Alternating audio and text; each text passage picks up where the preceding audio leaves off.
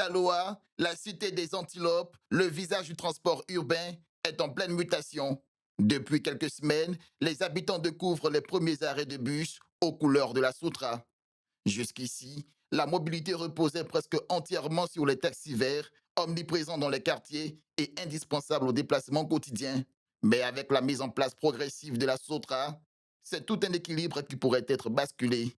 Pour beaucoup de résidents, cette nouveauté rime avec modernisation, confort et surtout soulagement face à la flambée du coût de la vie. La Sotra est la bienvenue dans la région de Haut-Sassandra. Pourquoi? Cela contribue au développement de Daloa. La Sotra va faciliter le transport de la population.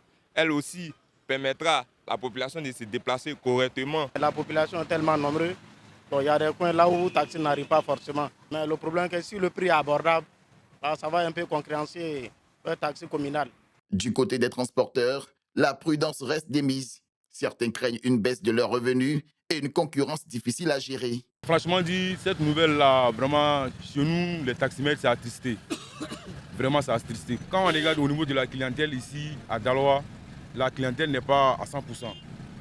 Maintenant, si on nous dit qu'il y a l'arrivée encore des Sotra, puisque le minimum de clients qui se trouvent présentement à Daloa n'est pas suffisant pour le moment pour nous les taximètres, si on veut dire encore qu'il y a quand encore qui vient, c'est Sotra qui vient, vraiment, c'est comme ça allège encore plus encore notre clientèle.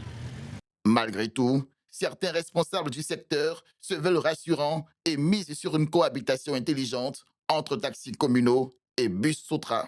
Si ça vient, vraiment comme nous aussi on ne sort pas trop, il y a des corridors là, nous on n'avance pas. On dit nous on ne doit pas arriver dans les corridors. Si Sotra vient qu'on avance, présentement la commune là, ça va nous faire plaisir aussi. Pour les élèves et étudiants, l'arrivée des bus est une véritable bouffée d'air. J'habite le quartier Grand Marché vers l'hôtel Tropique et vraiment pour venir à l'université chaque matin c'est un peu difficile hein, parce que je suis obligé toujours d'emprunter 200 aller-retour. Parfois même les taximètres prennent 300 voire même 500 avec moi.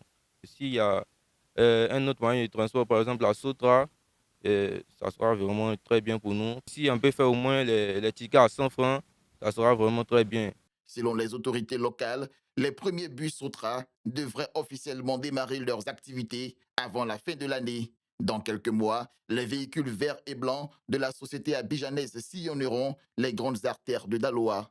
Entre modernisation et appréhension, la capitale du Haut-Sassandra s'apprête à vivre une nouvelle ère du transport urbain. Reste à savoir si taxis verts et bus Sotra parviendront à partager la route sans se faire de l'ombre.